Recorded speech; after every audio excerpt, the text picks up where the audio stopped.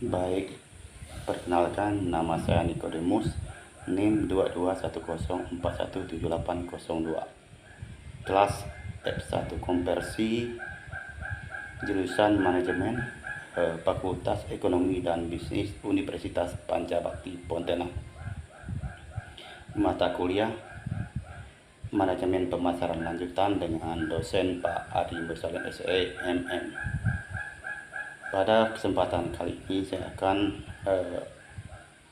memaparkan atau mempresentasikan berkaitan dengan mata kuliah Manajemen Pemasaran Lanjutan, di mana di sini ada beberapa pertanyaan.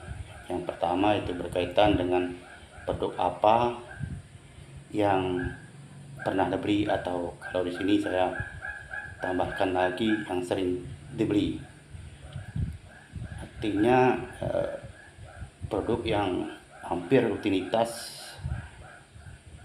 sehari-hari saya beli, biar agak mudah untuk menjelaskan alasan mengapa produk itu saya beli, sehingga ya, tentu alasan-alasan itu dapat kita jelaskan pada kesempatan untuk mata kuliah ini. Yang pertama, kalau menurut saya yang sering saya beli tiap hari, hampir tiap hari, yaitu rokok. Mengapa rokok itu atau mengapa saya mengambil keputusan atau saya harus membeli rokok? Karena memang sudah ketergantungan dengan rokok. Terus maka keputusan itu otomatis tanpa disadari, tanpa dipertimbangkan lebih jauh atau lebih matang, barang itu tetap akan diambil atau dibeli hampir setiap hari. Terus kalau berkaitan dengan siapa yang dominan untuk mengambil keputusan dalam pembelian itu, ya otomatis saya pribadi, karena keluarga tidak akan mungkin kita harus bertanya atau berkonsultasi kalau berkaitan dengan rokok tersebut. Itu yang agak mudah untuk kita ambil contoh. Terus produk-produk lain yang pernah dibeli ya seperti jenis obat-obatan, karena kebetulan saya juga ada penyakit yang memang harus diobati atau yang harus dikonsumsi obatnya tiap hari, yaitu obat herbal yang untuk mengobati penyakit asam urat. Jadi kalau yang produk seperti itu, saya kira kita tidak perlu untuk berkonsultasi dengan keluarga dalam hal pembelian. Kita cukup mengambil keputusan sendirilah untuk mendapatkan atau membeli produk itu. Prosesnya ya otomatis, karena barang itu tidak ada di tempat kita, maka proses pembeliannya saya melalui atau membeli secara online atau memesan secara online. Dalam proses kita membeli produk tersebut, otomatis kita masih tetap memilih-milih itu berkaitan dengan harga barang, dan termasuk di sana nanti yang menjadi pertimbangan kita adalah ongkos kirim. Terus yang perlu kita perhatikan juga adalah keaslian dari produk tersebut.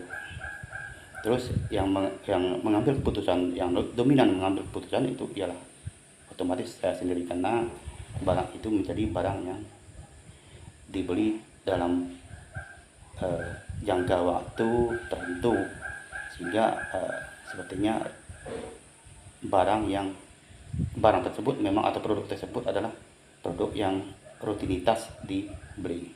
Terus baru-baru ini saya juga ada membeli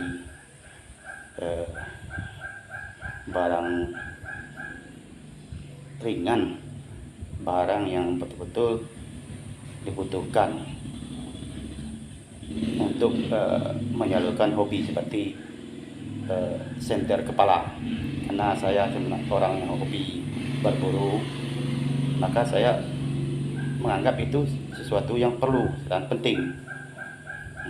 Jadi kita ambil contoh-contoh itu sajalah yang tidak terlalu mahal, tapi barang itu kita beli dengan maksud dan tujuan atau pertimbangan tertentu, tergantung dengan masing-masing orang untuk mendapatkan barang itu karena apa. Nah, terus ada juga barang-barang seperti peralatan mobil yang proses pembeliannya juga saya cari di online. Baik, saya sebut saja lah Shopee atau di Lazada. Di dalam proses pembelian itu otomatis kita banyak hal-hal yang perlu kita pertimbangkan. Itu berkaitan dengan harga, karena masing-masing supplier itu pasti menawarkan harga yang berbeda. Terus kita bandingkan juga dengan ongkos kirim, di mana yang sedikit lebih murah, otomatis disitulah kita memesan produk tersebut. Terus kita lihat juga mengenai jangka atau estimasi dari proses pengiriman barang tersebut. Yang dominan dalam hal ini memang kita bicarakan dengan keluarga, terutama istri. Nah, untuk barang-barang yang seperti itu dia punya harga yang cukup tinggi. Jadi biar kita sama-sama tahu bahwa untuk keperluan seperti itu perlu pertimbangan yang dibicarakan lah artinya. Nah, terus produk-produk lain seperti, karena saya juga hobi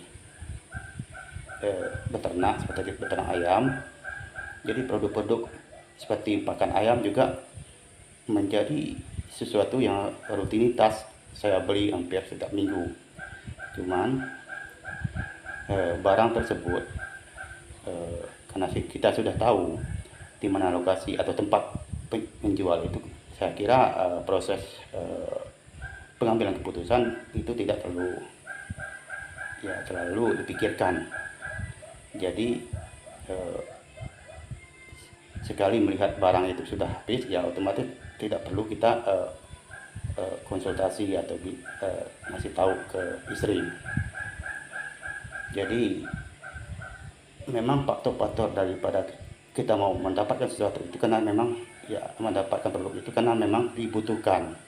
Dan dalam hal kita memilih produk itu kita lihat juga dari segi harga, dari segi kualitas, maka keputusan-keputusan itu memang perlu kita pertimbangkan. Tapi untuk barang-barang tertentu yang tidak terlalu